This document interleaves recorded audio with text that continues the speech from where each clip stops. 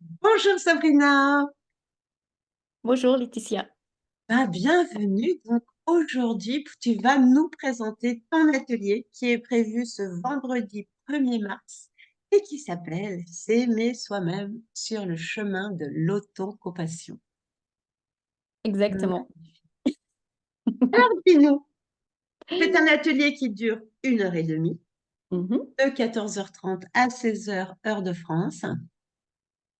Et alors, s'aimer soi-même sur le chemin de l'autocompassion. Raconte. Mhm. Alors, justement, je trouve que c'est un chemin qui est le plus compliqué. S'aimer soi-même, c'est vraiment quelque chose qui me semble être la chose la plus ardue et peut-être qui sera un aboutissement quand on parle d'éveil ou de chemin spirituel. C'est pas facile de s'aimer soi-même. Je pense que tout le monde, hein, on s'autocritique, hein, on sait toujours, des fois quand on se regarde dans la glace, on dit ouais, je suis nulle, ça va pas, ou ce que j'ai fait, c'est pas bien, ou quand on a subi des séparations, même des disputes, hein, on se dit ouais, j'aurais dû dire ça, je suis comme ci, je suis comme ça.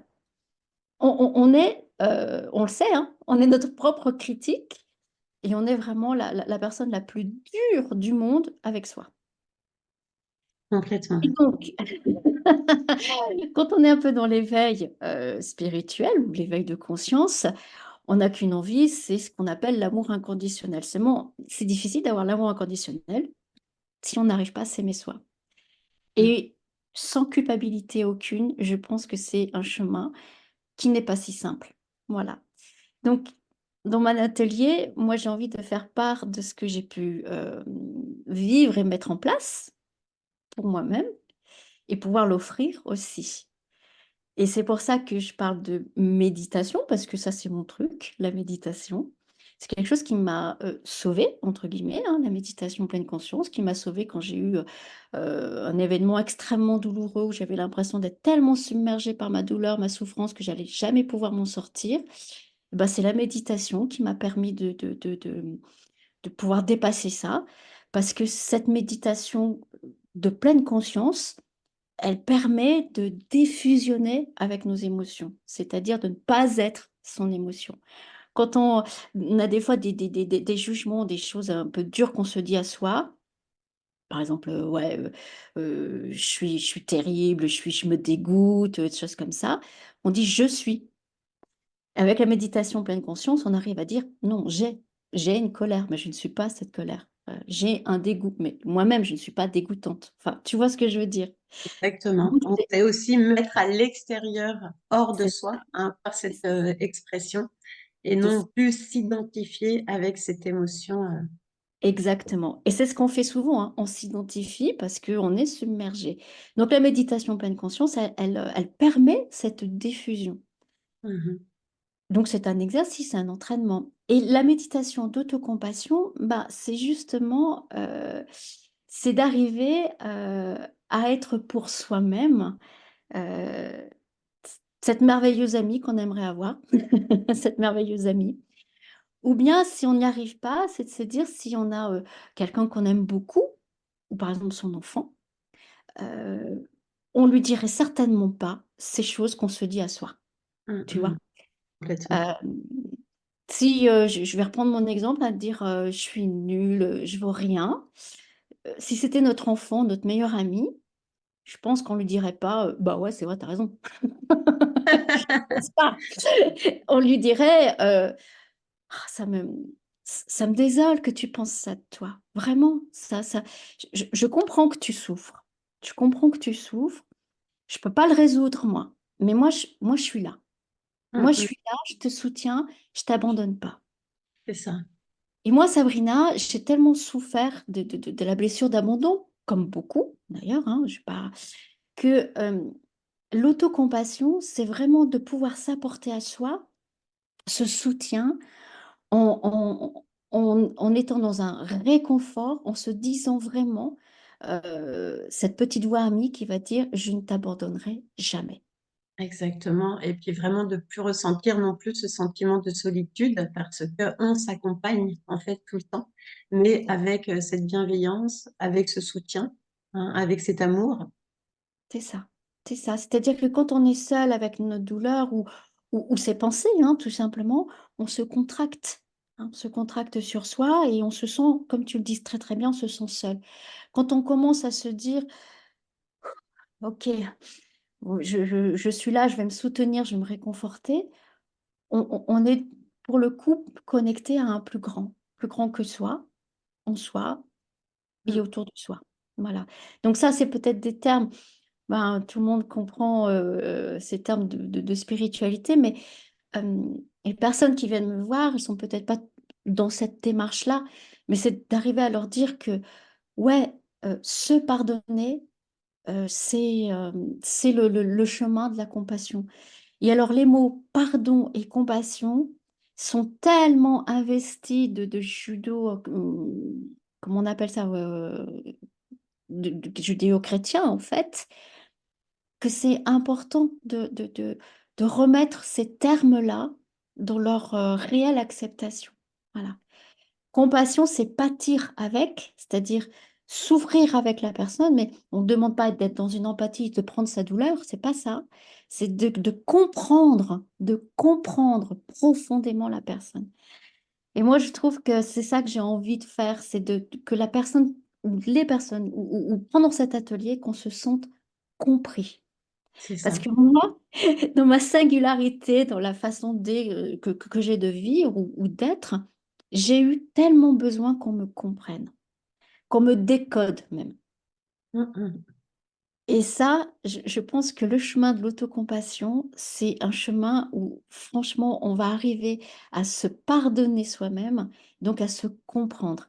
Et pardonner, comme je disais tout à l'heure pour le mot compassion, bah, le mot pardon, c'est pas je pardonne et puis je fais autre chose ou j'excuse et c'est facile, c'est pas du tout ça, hein. C'est simplement, c'est redonner sa part. C'est un peu comme on disait tout à l'heure sur la méditation pleine conscience, c'est de se dire j'ai été dans une colère dévastatrice, mais je ne suis pas cette colère et je redonne cette part de colère à la situation de souffrance, pas spécialement à la personne qui me l'a fait vivre, parce qu'elle m'appartient pas. Mmh. C'est comme c'est presque ça va presque jusqu'à un recouvrement d'âme, finalement. C'est de dire: Ça m'a sidérée, j'étais pas bien, j'ai eu une action ou quelque chose qui n'est pas moi ou qui m'a fait sortir de moi, d'ailleurs on le dit, hein, de sortir de ses gonds et donc j'ai besoin de revenir à ce que je suis. Donc je vais aller, rechercher ce qui m'appartient, je vais peut-être le nettoyer, le purifier. Ça, c'est ce qu'on appelle les recouvrements dans le chamanisme. On peut le faire dans le chamanisme, on peut le faire aussi avec les méditations d'autocompassion. Oui, tout Voilà. à fait. C'est important de le dire parce qu'effectivement, il ne s'agit pas non plus de redonner le pouvoir à quelqu'un d'autre, hein, notamment quand tu disais par rapport à ces attentes qu'on peut avoir parfois à l'extérieur, hein, de la juste reconnaissance, de la compréhension de qui je suis ou même du décodage. En fait, on est les premières personnes à pouvoir se décoder soi-même et de ne pas attendre la justification aussi par l'extérieur qu'à un moment donné, quelqu'un nous reconnaisse dans cette catégorie spécifique et ça recommence vraiment par rapport à nous, à notre propre identité. Hein. Et par rapport à cette autocompassion, ce qui est intéressant aussi dans cette compréhension, ce n'est pas non plus de sombrer ensemble, hein, c'est-à-dire d'aller aussi dans cette tristesse, dans cette lourdeur parfois qu'on peut avoir pour l'accompagner au plus bas. Il s'agit vraiment d'aller à cette rencontre parfois au plus bas pour pouvoir remonter, hein, ensemble vers cette belle lumière et ce qu'on a aussi à accomplir dans notre chemin. C'est ça, c'est tout à fait ça. C'est un éclairage qu'on va apporter. On va apporter un éclairage sur, bah, cette conscience qu'on a de nous, quoi, finalement. Voilà, on a été dépendant affectif, on s'est dit des mauvaises choses. OK, on va apporter un éclairage, d'éclairage sur soi, mais cet éclairage, bah, il est ce qu'il est, c'est-à-dire on éclaire. On va éclairer. Exactement. On va pas, sombrer avec, hein. C'est vraiment de pouvoir, c'est quand je dis comprendre, c'est ça, c'est d'arriver à apporter une clarté sur soi et je pense que ça demande du courage tout ça. Oui. Ça demande beaucoup de courage, ça demande aussi un peu d'engagement C'est pourquoi moi, je dirais jamais à la personne, je vais te libérer des choses ou tu vas voir, ça va être hyper mieux après. C'est pas vrai. Ça sera jamais mon discours. Parce que déjà, ça peut te donner de l'espoir. Alors, c'est bien d'en donner, hein, mais si ça se réalise pas, bah, ça génère de la frustration, puis peut-être de la culpabilité, et youp, c'est reparti pour un tour. Donc, non, je pense que cette posture, pour moi, d'apporter des outils, des clés sur l'autocompassion, c'est de pouvoir dire à la personne, OK, pas de jugement, on y arrive, on n'y arrive pas, c'est un processus et surtout, c'est pas magique. Même si on va utiliser peut-être des outils qui apparaissent un peu comme, peut-être un peu magiques, hein, parce qu'ils sont un petit peu, hors sentier, hein. C'est pas magique parce que ça demande du courage et ben, ça, on peut vachement se féliciter déjà. Bravo. Ouais, Eh ben, un ouais. très, très bel atelier à découvrir et quel magnifique parcours, hein, Sabrina. Si tu devais en quelques lignes reprendre ton parcours, d'où tu viens, qui tu es, ce que tu proposes aujourd'hui. Alors, bah, moi, je viens du monde du théâtre. J'ai été comédienne pendant très longtemps. J'ai pratiqué le théâtre et j'ai surtout en moi cette posture de vie qui est le théâtre, c'est-à-dire l'ouverture aux autres, l'ouverture au monde et l'ouverture à moi-même. Déjà, voilà. Je suis devenue ensuite éducatrice pour les tout petits euh, en crèche parentale, c'est-à-dire j'ai travaillé beaucoup sur la coparentalité. Donc, j'ai toujours été un peu ouverte sur l'humain, en fait, sur l'humain, comprendre l'humain, la quête du sens, et puis protéger aussi les enfants et soutenir les parents. Parce que ben, pour moi, c'est un peu comme dans les accords Toltec, hein, c'est l'humanité de demain, c'est pouvoir contribuer. Et moi, évidemment, bah, je continue cette quête. Donc, ça veut dire qu'il y a des moments où ça bouscule aussi. Il y a des moments où moi, je continue de me former. Je continue aussi à recevoir aussi des épreuves de la vie et puis essayer de faire aussi appel pour pouvoir euh, aller au mieux, quoi. Donc, moi, je suis plus pour l'évolution de la personne, pour son mieux-être. Pas pour son bien-être, mais mieux.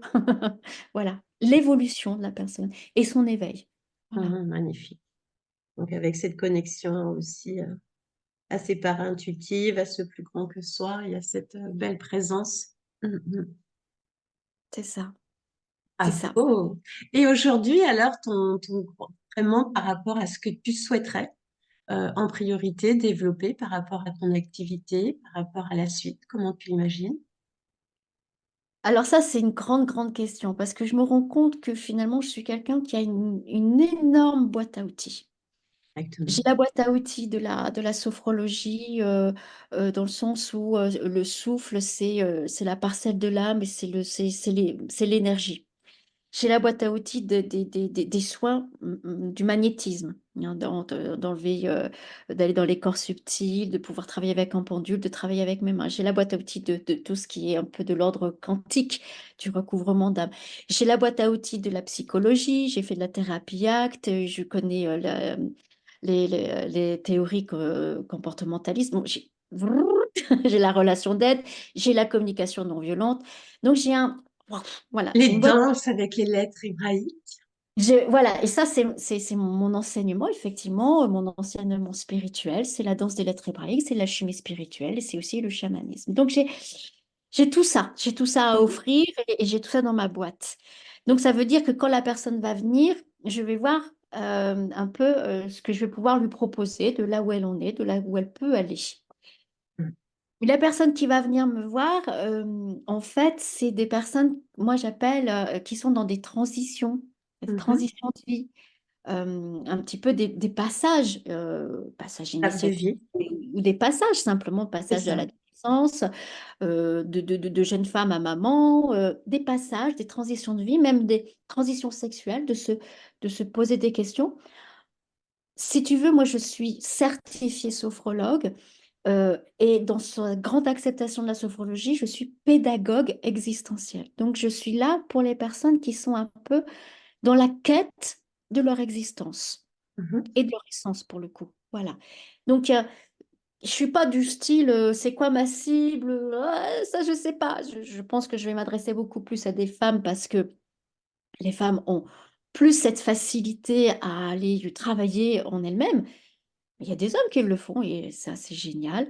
Peut-être les jeunes, des jeunes adultes, parce qu'ils sont vraiment dans cette interrogation, de plus que eux s'interrogent maintenant encore plus sur la Terre, sur la planète, Mhm. Et sur puis, à cette chaque conscience. grand moment de notre vie où il y a aussi cette question identitaire qui est remaniée, hein, C'est donc, ça, le passage de l'identité l'adolescence à et le l'adulte, le sens. passage de devenir maman, le passage aussi après la perte de personnes chères. Enfin, à chaque fois où il y a des grands remaniements comme ça, des changements d'orientation importantes, là, tu œuvres, tu es vraiment dans toute ta belle zone de génie, dans ton pétillement, et tu peux les accompagner. C'est C'est ça, extraordinaire. je peux même rajouter, pas seulement les grands événements, tu vois. C'est ça. Ça peut être des fois les tout petits événements. Tu vois, Mhm. j'ai reçu il n'y a pas très longtemps une jeune fille qui va être maman. Eh ben, elle n'arrivait pas à se réjouir parce que ok, tout le monde dit waouh, c'est fantastique, c'est merveilleux, mais ce passage entre jeune fille et maman, ben, elle n'arrivait pas à exprimer que c'était quelque chose qui était peut-être pas euh, quelque chose de hyper réjouissant, mais c'était une peur aussi. Bien sûr. Ça Et peut puis la être, question de la perte, c'est qu'est-ce qu'on ça. laisse aussi dans ce passage et dans ce changement, hein, ce C'est qu'on ça, c'est-à-dire retrouve que aussi. des événements qu'on banalise parfois, tu vois, le départ d'un enfant parce qu'il va faire ses études, ah bah c'est bien, c'est banalisé. Et en réalité, ça crée des petites fissures, tu Tout à vois, le fait. symptôme du nid vide et tout ça. Donc, effectivement, des transitions qui sont très marquées, mais Mhm. aussi des événements qu'on passe sous silence, des événements qu'on taxe d'invisibles et qui en réalité, bah, ils nous travaillent, quoi. Voilà. Et, et c'est important de ne pas rester seul, hein, face à ces changements parce que c'est aussi un cadeau qu'on s'offre de pouvoir être accompagné et d'arriver aussi dans cette nouvelle étape, hein, pour nous qui est très importante avec beaucoup plus de légèreté et d'alignement avec qui on est. Hmm. Merci beaucoup, Sabrina. Est-ce qu'il y aurait autre chose que tu souhaiterais rajouter? Oui, c'est bien que tu dises le mot légèreté parce que dans toute ma boîte à outils, j'ai oublié de dire que j'ai la sophroludique, j'ai le clown, j'ai le yoga du rire. Donc j'ai aussi le rire comme outil pour gérer les stress profonds en fait. Donc ça peut être vraiment des consultations individuelles, mais ça peut être des consultations de groupe que je peux faire. Voilà, c'est sérieux, c'est grave et en même temps on peut apporter de la légèreté là-dedans. Donc, c'est vraiment apaiser, voilà. On peut apaiser dans la douceur et dans le rire. Génial, eh ben, parfait, hein. Merci beaucoup, Sabrina. Puis alors moi, j'aurais presque hâte que tu nous organises un week-end festif où on teste tout ça. Je me vois très bien, avec vraiment juste pour le plaisir de se grandir ensemble. Eh ben, merci beaucoup, Sabrina. Donc, on se retrouve ce vendredi 1er mars de 14h30 à 16h heure de France. On mettra le lien d'inscription. Et puis, ben, à très, très vite. Merci, avec plaisir. Merci beaucoup à toi.